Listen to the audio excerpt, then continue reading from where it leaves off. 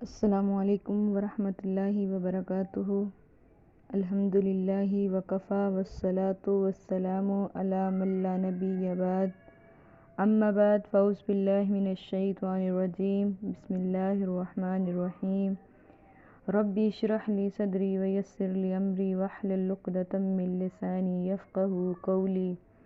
قل رب زدنی علما، قل رب زدنی علما، قل رب زدنی علما۔ اللہم صلی علی محمد وعلی آل محمد کما صلیت علی ابراہیم وعلی آل ابراہیم انک حمید مجید۔ اللہم بارک علی محمد وعلی آل محمد کما بارکت علی ابراہیم وعلی آل ابراہیم انک حمید مجید۔ میری اسلامی روحانی ماؤں بہنوں، اولاد انسان کی اہم ضرورت ہے۔ والدین اپنی بچیوں کی شادیاں کرتے ہیں، بیٹی کی شادی کرتے ہیں، بیٹے کی شادی کرتے ہیں، لیکن جس گھر میں اولاد جیسی نعمت نہ ہو، اس گھر میں رونق نہیں ہوتی۔ یہ اولاد نہ تو مرد کے اختیار میں ہوتی ہے اور نہ عورت کے۔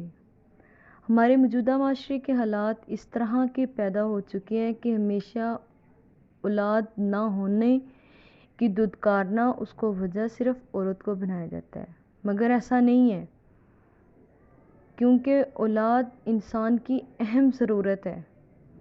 بلکہ رسول اللہ صلی اللہ علیہ وسلم نے فرمایا کہ بچوں کے ساتھ پیار کرو، بڑوں کا ادب کرو۔ جس نے چھوٹوں سے پیار نہیں کیا، بڑوں کا ادب نہیں کیا، وہ ہم میں سے نہیں ہے۔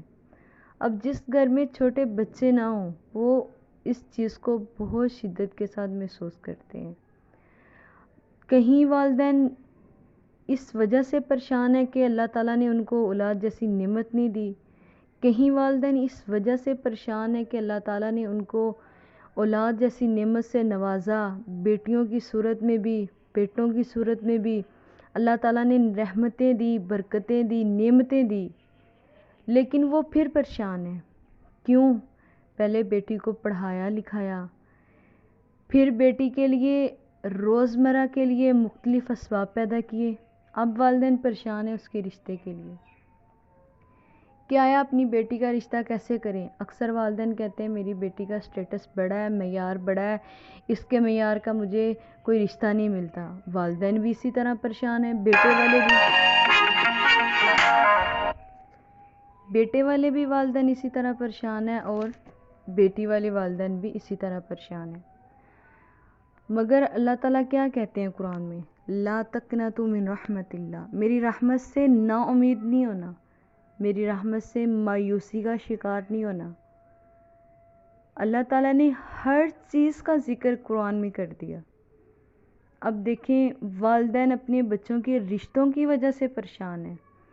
کہیں قرض دینا ہے تب پریشان ہیں، کہیں اولاد نہیں تب پریشان ہیں، کہیں کاروبار بند ہے چل نہیں رہا تب پریشان ہیں۔ کئی طرح کی مسلمانوں کو پریشانیوں نے آ گھیرا ہے، اور موجودہ دور کے جو حالات چل رہے ہیں، اگر اس کا جائزہ لیا جائے تو ہمارے خود اپنے ہاتھوں کی کمائی ہے۔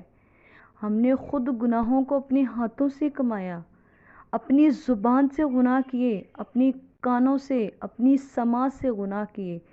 اگر آج میں اور آپ اپنے ضمیر کو جھنجھوڑیں تو میں اور آپ صرف اس بات کا ہی فیصلہ نہیں کر سکتے کہ یہ غلط اسباب پیدا کرنے والے ہمارے جسم کا کون سا اعضاء ہے۔ ہاتھ دیکھو غلط استعمال کر رہا ہے، کان دیکھو غلط سماعت کر رہا ہے، زبان دیکھو غلط استعمال کر رہی ہے، حتیٰ کہ ہمارے پاؤں خود چل کے برائی کی طرف جا رہے ہیں۔ پھر آج میرا اور آپ کا اور سب لوگوں کا المیہ یہ بن چکا ہے، ہم یہ کہتے ہیں کہ ہم بہت مجبور ہیں، ہمارے پہ حکمران ایسے مسلط کر دیے گئے ہیں۔ میری ماں بہنوں، میں صرف سمجھانا آپ لوگوں کو یہ چاہتی ہوں کہ ہماری خود اپنے ہاتھوں کی کمائی ہے، ہم نے خود اپنے ہاتھوں سے گناہوں کو خریدا ہے۔ حالات ہمارے یہ ہیں، ہم چاہتے ہیں خلافت حضرت عمر رضی اللہ تعالی عنہ جیسی ہو، حالات ہمارے ایسے ہیں، ہم کہتے ہیں شجاعت حضرت علی جیسی ہو۔ حالات اس قدر گھٹیا، اس قدر نہ ذلت اور پستی کا شکار ہو چکے ہیں، اور ہم ڈیمانڈ کرتے ہیں کہ حضرت عثمان کی دور خلافت آ جائے۔ نہیں نہیں، ایسا کبھی بھی نہیں ہوگا۔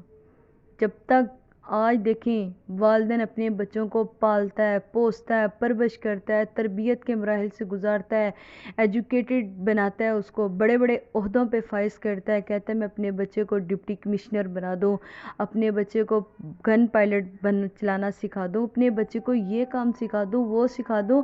آیا کبھی والدین نے یہ سوچا کہ میں اپنے بچے کو دین کی تعلیم سکھلا دوں؟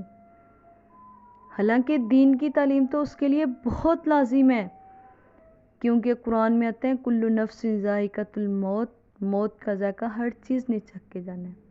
والدین آنکھ بند کر کے دنیا سے رخصت ہوں گے، قبرستان میں لوگ اپنے کندھوں پہ اٹھا کے اس کا وزن اس کو لے جائیں گے۔ آج تو زمین پہ اکڑ کے چلتا ہے نا، لوگ اپنے کندھوں پہ اٹھا کے تجھے دفنا کر کے آ جائیں گے۔ تو پھر بتا، اگر تو نے اپنے بچوں کو دین کی تعلیم نہ دی ہوگی تو پھر تیرے بچے تیری قبر پہ کیا پڑیں گے؟ ان کو نہیں پتا ہوگا کہ آج میری یہ ماں ہے، آج میرا یہ باپ ہے، میں نے ان کے لیے کون کون سی دعائیں کرنی ہیں۔ دین کی تعلیم بہت ضروری ہے، دین ہی تو ہمیں سکھلاتا ہے، دین میں تو ہر چیز کا حل ہے، حدیث نے تو ہمیں ہر چیز کا حل بتا دیا۔ دیکھیں چھوٹی سی چھوٹی بیماری کا علاج قرآن نے ہمیں بتا دیا۔ اب میرا جو مین موضوع ہے، جو میرا مین مقصد ہے، میں وہ صرف یہ بتلانا چاہتی ہوں کہ والدین اتنا زیادہ پریشان ہیں اپنے بچوں کی رشتوں کی وجہ سے۔ بیٹی کا رشتہ کرنا ہے تب پریشان ہے، بیٹے کا کرنا ہے تب پریشان ہے، بیٹی کا رشتہ کرنا ہے بیٹے کا اس لیے پریشان ہے کہ بہو کیسی لائیں، کیونکہ دین کو ترجیح نہیں دی۔ قرآن حدیث میں تو آتا ہے کہ رسول اللہ صلی اللہ علیہ وسلم نے فرمایا تم رشتہ داری کرتے ہو تو دین کو ترجیح دو۔ اگر کوئی فقیر بھی ہے تو اگر اس میں دین ہے تو تم اس کو ترجیح دے دو، اللہ تعالیٰ خود اپنی رحمت سے غنی کر دے گا۔ لیکن نہیں، ہم کیا دیکھتے ہیں؟ ہم سٹیٹس دیکھتے ہیں، اس کا سٹیٹس کیا ہے، اٹھنا بیٹھنا کیا ہے، ایجوکیٹڈ اس کون سی ہے، کیا اس کے پاس ڈگری ہے، کیا اس کے پاس کوالیفیکیشن ہے کہ وہ لوگوں کا آگے سامنا کر سکے۔ ہم نے تو دین دیکھا ہی نہیں ہے۔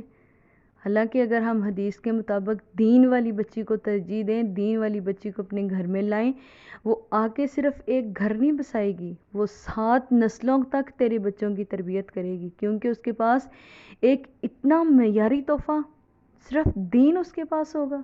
وہ آ کے اپنے بچوں کو دین سکھلائے گی، دین والی کو ترجیح دیں۔ لیکن نہیں، جب والدین نے اپنی یہ سوچ بنا لی کہ سٹینڈرڈ اچھا ہو، سٹیٹس اچھا ہو، یہ 2 چیزیں ہم جب اپنے مائنڈ میں رکھ لی تو پھر ہم اس وجہ سے آج والدین پریشان ہیں، بیٹوں کے رشتے کے لیے بھی اور بیٹی کے رشتوں کے لیے بھی۔ میں آپ لوگوں کو ایک وظیفہ بتلاؤں گی جو میرا مین مقصد ہے کہ والدین اس پریشانی سے کس طرح نکلیں۔ دیکھیں قرآن مجید نے روحانی، جسمانی اور دیگر مسائل کا حل بتا دیا۔ جو شخص یہ وظیفہ کرے گا اللہ تعالیٰ اس کے بیٹے اور بیٹیوں کے لیے بہت بہترین رشتے عطا فرمائیں گے۔ بہت سے مایوس والدین، بہت سے مایوس، بالکل نا امیدی چھوڑ چکے کہ بچیوں کے رشتے نہیں ہو رہے۔ خدا کی قسم سٹیٹس طرح کا بنا لیا کہ بچیاں گھروں میں بیٹھی بیٹھی اتنی عمر کو پہنچ گئی ہیں، اتنی زیادہ عمر کو پہنچ گئی ہیں کہ اب رشتے نہیں ہوتے۔ والدین کہتے ہیں ہماری راتوں کی نیند ختم ہو گئی ہے کہ باپ کے داڑھی کے بال سفید ہو گئے، ماں کا سر سفید ہو گیا، یہ سوچ سوچ کے کہ ہم اپنی بیٹی کا رشتہ کیسے کریں۔ لوگ جہیز کی ڈیمانڈ کرتے ہیں۔ دیکھو اللہ کے نبی نے اپنی بیٹی حضرت فاطمہ رضی اللہ تعالی عنہ کا نکاح حضرت علی کے ساتھ کر کے بھیجا، کس چیز کی بنا پہ کر کے بھیجا؟ کیا انہوں نے لینٹر والے مکان کو ترجیح دی؟ میں صرف یہ پوچھنا چاہتی ہوں کہ نہیں میری عزیز ماں بہنوں، جہیزوں کی تمنا، جہیزوں کی ڈیمانڈ نہ کیا کرو۔ وہ کہتے ہیں نا، کسی شاعر کا مقولہ ہے کہ ماں باپ کا گھر بکا تو بیٹی کا گھر بسا، ماں باپ کا گھر بکا تو بیٹی کا گھر بسا، کتنی دل خراش رسم ہے طلب جہیز کی۔ تو جو مایوس والدین ہیں میں ان کو یہ وظیفہ بتلاتی ہوں، وہ یہ وظیفہ کریں، انشاءاللہ اللہ تعالیٰ ان کے بیٹوں اور بیٹیوں کے لیے بہترین رشتے جو ہیں وہ پیدا کر دیں گے۔ کیونکہ اللہ تعالیٰ نے قرآن میں فرمایا سورہ فرقان میں وَهُوَ الَّذِي خَلَقَ مِنَ الْمَاءِ بَشَرًا فَجَعَلَهُ نَسَبًا وَسِحْرًا وَكَانَ رَبُّكَ قَدِيرًا۔ وہی ذات ہے جس نے انسان کو پانی سے پیدا کیا، پھر اس کو نسبی اور سسرالی رشتوں والا بنا دیا، اور وہ تیرا رب بہت قدرت والا ہے۔ یہ آیت کثرت سے آپ لوگ پڑھ لیں تو اللہ تعالیٰ آپ لوگوں کے بیٹوں کا رشتہ ہو، بیٹیوں کا ہو، تو اللہ تعالیٰ بہترین ثواب پیدا کر دیں گے۔ اور دوسرے نمبر پہ جو یاد رکھنے والی بات ہے وہ یہ ہے کہ ہمیشہ دین کو ترجیح دو۔ بیٹی لینی ہے تو بھی دین کو ترجیح دے کے لو، بیٹی دینی ہے تو بھی دینی گھرانے کو دو۔ خدا کی قسم دین کو ترجیح آپ لوگ دے لو تو دین کی وجہ سے بلندیاں، دین کی وجہ سے عزتیں، دین کی وجہ سے پریشانیوں کو دور کرنا، دین کی وجہ سے سارے معاملات میرا رب اپنے خود ذمہ لے لیتا ہے۔ اللہ تعالیٰ سے دعا ہے کہ اللہ تعالیٰ ہمیں پریشانیوں سے نجات دے۔ جو والدین اپنی بیٹیوں کی رشتوں کی وجہ سے پریشان ہیں، اللہ تعالیٰ انہیں بہترین رشتے عطا فرمائے۔ وآخر دعوانا